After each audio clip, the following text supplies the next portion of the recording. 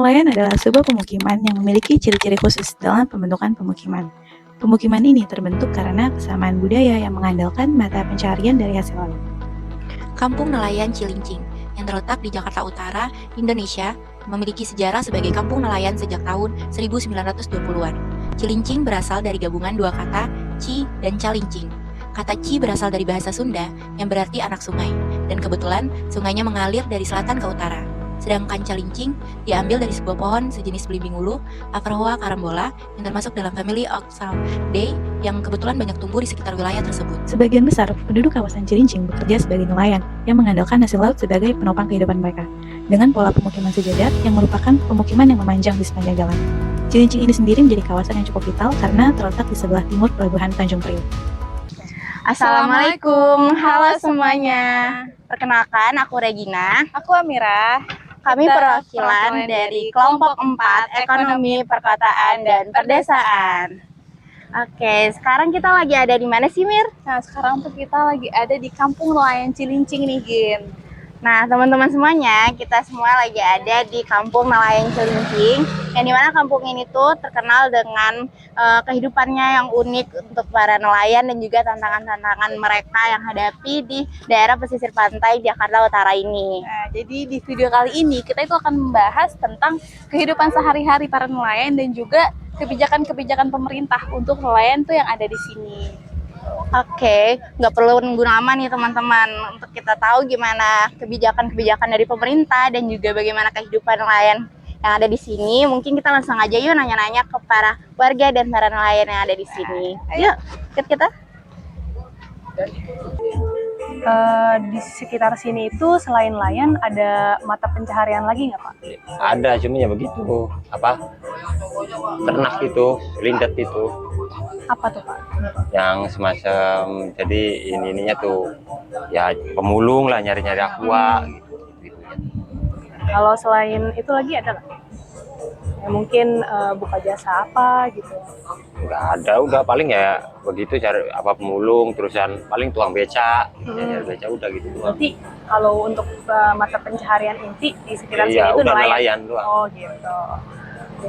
Terus Bapak betah nggak sih Pak untuk jadi nelayan di daerah Cilincing ini? Ya habis dibilang nggak betah, emang kita usahanya begini, jadi gimana ya udah, kita betah nggak betah juga kita betah-betahin.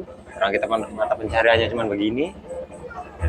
Kalau misalkan dari jawaban Bapak ini kan Iya. ada sedikit keresahan atau kurang enak ya di sini. Iya. Itu yang membuat Bapak merasa kayak gitu tuh apa Pak? Yang jelas kalau nelayan kebanyakan itu nggak dapatnya sama dapatnya gitu. Jadi setiap hari itu beda-beda. Iya, beda-beda. Kalau dapat mah kita paling sehari, 2 hari. Ntar ya 10 hari atau berapa seminggu itu nggak dapet lagi. Tadi kan Bapak ngomongin soal tanggul ini. Menurut Bapak tuh dampak baik atau buruk itu lebih besar mana Pak?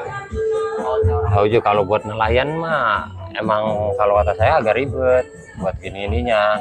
Jadi nelayan tuh merasa kecapean lah hari itu. Apalagi kalau posisi lagi ikan lagi banyak, udah narik-narik ikan iya. lagi itu ya. Kalau kata saya sih ya buat penanganan banjir ini begini nih, bikin tanggul begini, emang sih benar buat kita biar nggak tenggelam kerendam gitu, itunya buat warga. Cuman kalau buat nelayan emang agak ribet juga. Kita kalau mau berangkat muat es, muat air, muat solar, kan pakai di orot-orot gitu, ditarik-tarik gitu, jadi agak ribet. Kalau untuk tangga-tangga sendiri ini yang ada di sekitar sini Itu bikin sendiri. Oh, bikin sendiri. Iya. Dari Kita nelayan sendiri. Pak? Iya, kita bikin sendiri. Ya, habis kalau nggak bikin gini kita mau naik turunnya pakai apa? Gitu. Kita bikin sendiri. Menurut Bapak, kalau di daerah sini tuh perlu nggak sih Pak ada taman baca untuk anak-anak atau taman bermain? Gitu? Kalau taman bermain di sini ada di Jembatan 2. Ada. Iya. Itu pemerintah yang bangun Iya. atau gimana? Pemerintah itu buat anak-anak itu. Dari sini jauh nggak Pak jaraknya? Ini kan jembatan 1. Antar ada lurus itu ada lagi jembatan lagi. Nah di situ di bawahnya. Lumayan berarti jaraknya ya, Iya. untuk anak-anak jalan ke sana gitu. Iya. Tapi ada lagi sih di kecamatan juga. Petra itu. Lebih dekat. Iya, lebih dekat. Oh, Jadi gitu. kalau buat di daerah sini yang dekat laut itu paling larinya ke perapatan situ. Tapi kalau yang buat di sono itu ya kalau agak jauhan ke ke sono sama anak-anaknya gitu. Oke, jadi saya mau nanya, kalau di sini tuh ada batasan wilayahnya nggak sih Ada. dalam mencari ikan? Ada. Jadi ada seberapa jauh boleh mencari ikan? Minimal itu kalau saya itu keluar dari Kepulauan Seribu. Kalau di mil itu perkiraan ada 30 mil. 30 mil. Batas wilayah saya kerja Batas itu. Kalau untuk bahan bakarnya di sini tuh disubsidi oleh pemerintah atau dari pribadi ya? Dari pribadi. Saya mencari sendiri. Karena kan kalau yang pakai subsidi itu harus pakai surat. Oh, Kalau jadi nggak ada suratnya kan harus- nggak bisa beli. Tapi sebenarnya ada ya Pak untuk Ada, subsidi emang itu? bisa ada juga.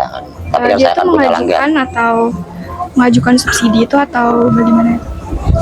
Mengajukan kadang itu. Karena saya punya pelanggan warung, jadi kan tahu bersih saya ini. Jadi orang yang punya warung itu yang nyari, saya akan masukkan ke warung. Mungkin ada kayak rekan Bapak yang dia tuh disubsidi gitu. Ada juga, Ada ya? ada. Boleh tahu nggak kalau misalnya subsidinya itu kira-kira di full cover, di cover seluruhnya oleh pemerintah atau enggak? Ya emang kayak gitu, seluruhnya. Seluruhnya gitu.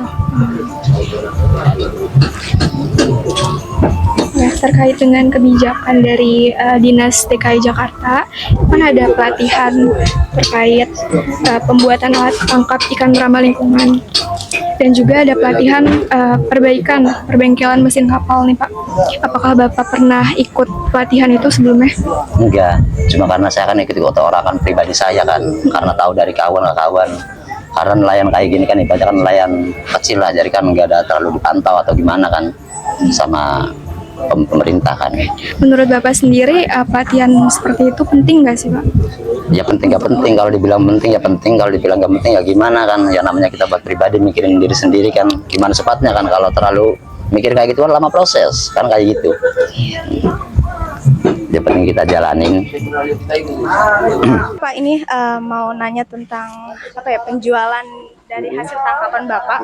Nah, untuk penjualan ini harganya itu sudah ditentukan oleh masing-masing nelayan atau emang ada kesepakatan antar nelayan? Kesepakatan antara nelayan sama bos. Iya, jadi tergantung pemasarannya juga sih. Kalau pemasarannya lagi bagus, harga bagus. Kalau pemasarannya lagi jelek juga ya harga turun. Gitu. Bapak kalau boleh tahu di sini hasil tangkapannya apa aja ya di wilayah Cilincing ini? Kalau khususnya di sini doang sih cuma hanya sekedar kerang hijau doang. Kalau misalkan di daerah Ya, yang kalau sananya, daerah lainnya itu ada ikan juga ada, udang ada, oh, kepiting juga ada. gimana cara ngebedain wilayahnya gitu Pak? Antara misalkan penangkapan udangnya Kalau antar ya sama ikan-ikannya. khusus ke kerang hijau di tempat sini ya, khusus Iya. kayak gini kerang hijau, wilayah peternak kerang hijau. Iya. Tapi kalau ke wilayah yang campur ada bongkaran kepiting, udang apa itu di TPI. Ya di situ ada tempat apa pasar ikan itu di TPI wilayah kali itu. Dari kali Bang Leo dari kali sini di situ itu wilayah ikan apa. Itu kan dari nelayan jaring kebanyakan kalau ikan. Oh, kalau itu ada batas wilayahnya sendiri nggak sih Pak? Enggak. Enggak ya Pak? Nggak ada. Oh, jadi Ya kemungkinan ya semuanya. ada misalkan ikan-ikan yang lebih besar-besar ya di laut tengah. Kalau ikan yang lebih kecil ya di laut pinggir. Oh, oke Pak. Gitu. Selanjutnya di sini tuh masih ada nelayan ilegal atau enggak sih Pak? Atau semua nelayan tuh dibebaskan untuk Bebas. menangkap? Dibebaskan. Dibebaskan. Nggak ada pembatas antara nelayan dari daerah mana ke daerah mana, nggak ada di sini. Iya. Ya, oke. Pertanyaan selanjutnya nih Pak.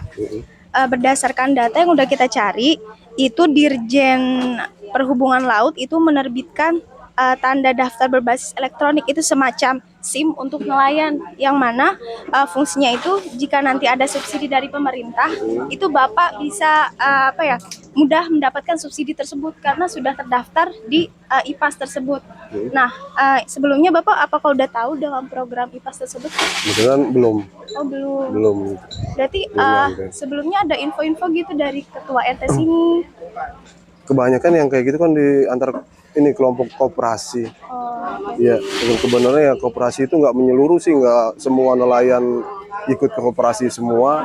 Terus juga ada yang ikut koperasi, sebagian juga ada yang tahu info itu, sebagian juga ada yang enggak gitu. Jadi info itu nggak menyebar secara umum, secara menyeluruh nggak. Berarti tidak merata ya, Nggak Pak, ya? merata, iya. Oke, baik. Setelah kita mewawancari para nelayan di sini dan mendapatkan inti permasalahan dari kehidupan mereka, kami sudah menganalisis dan merumuskan 3 jenis kebijakan yang dapat dijadikan saran oleh pemerintah. Nah, kebijakan yang pertama adalah kebijakan fiskal. Salah satunya penyediaan sarana dan prasarana untuk para nelayan mencari ikan. Kondisi sarana dan prasarana di kampung nelayan Cilincing menurut masyarakat cukup memprihatinkan. Bukan hanya wilayahnya yang cukup kumuh, namun akses untuk mengangkut ikan dari perairan cukup sulit dikarenakan adanya pembangunan tanggul yang tinggi. Tanggul ini digunakan sebagai upaya pencegahan abrasi dan luapan peningkatan muka air laut atau ROB. Nah, hal ini bisa diberikan solusi seperti mengadakan alat bantu angkut seperti katrol, lift barang sederhana, atau menyediakan tangga yang lebih layak daripada yang sudah nelayan bikin sendiri.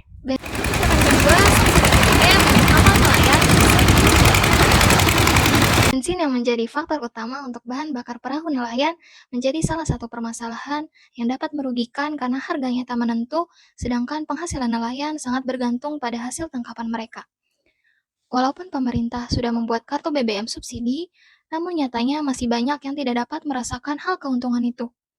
Jadi, salah satu alternatifnya adalah tetap mensubsidi bahan bakar dan memperluas target nelayan yang disubsidi BBM.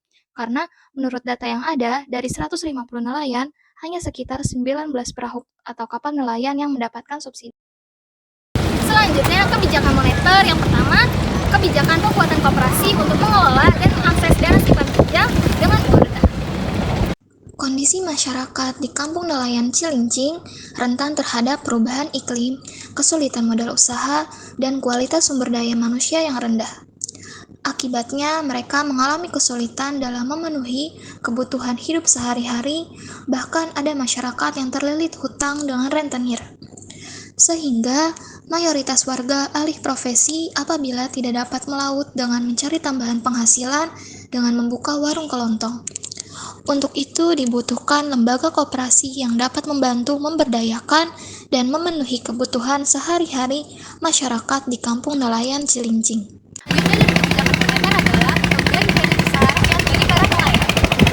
Kredit usaha rakyat merupakan program pembiayaan yang diberikan oleh pemerintah kepada pelaku UMKM, termasuk nelayan, dengan suku bunga yang rendah dan persyaratan yang mudah.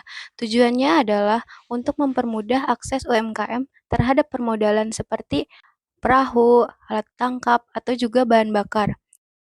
Yang ketiga adalah kebijakan sosial, salah satunya penyediaan pelayanan kesehatan bagi para nelayan. Yang terakhir, kebijakan pemberian air bersih dan sanitasi bagi warga kampung nelayan Cilincing. Nah, itulah beberapa rumusan kebijakan yang telah kami buat. Kami berharap kebijakan ini dapat dijadikan saran dan dipertimbangkan oleh pemerintah untuk kesejahteraan masyarakat kampung nelayan Cilincing. Oke, jadi itu nih sedikit cerita dari kampung nelayan Cilincing ini. Kami berharap kebijakan-kebijakan pemerintah itu dapat membantu kehidupan para nelayan juga, dan meskipun banyak tantangan yang mereka hadapi, mudah-mudahan bantuan-bantuan yang diberikan oleh pemerintah itu dapat membantu para nelayan untuk kehidupan yang lebih baik lagi. Oke. Terima kasih semuanya sudah menonton video kita. Semoga bermanfaat. Jangan lupa like, comment, and share. Bye-bye. Bye-bye.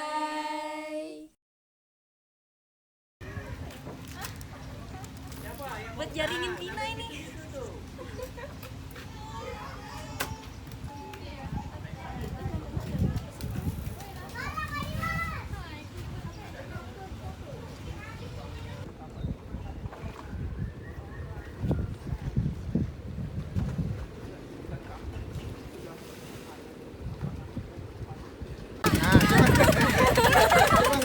Gimana? Ini aman nggak?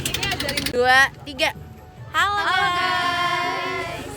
Kita lagi di Desa Nelayan Cilincing. Kampung. Oh ya udah. Beda.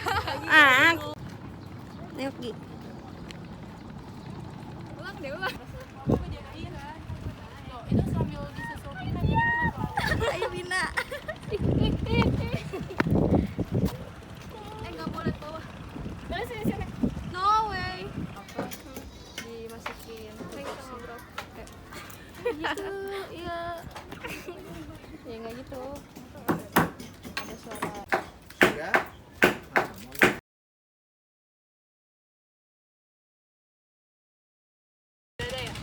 Dada ya. Satu ya, silakan. Ya. Terus gue maju sendiri. Iya. Terus gue maju, kelihatan nggak Vina? Vina kelihatan. 2, 3. Gini dong, gini. Hasilnya kalau sekolahnya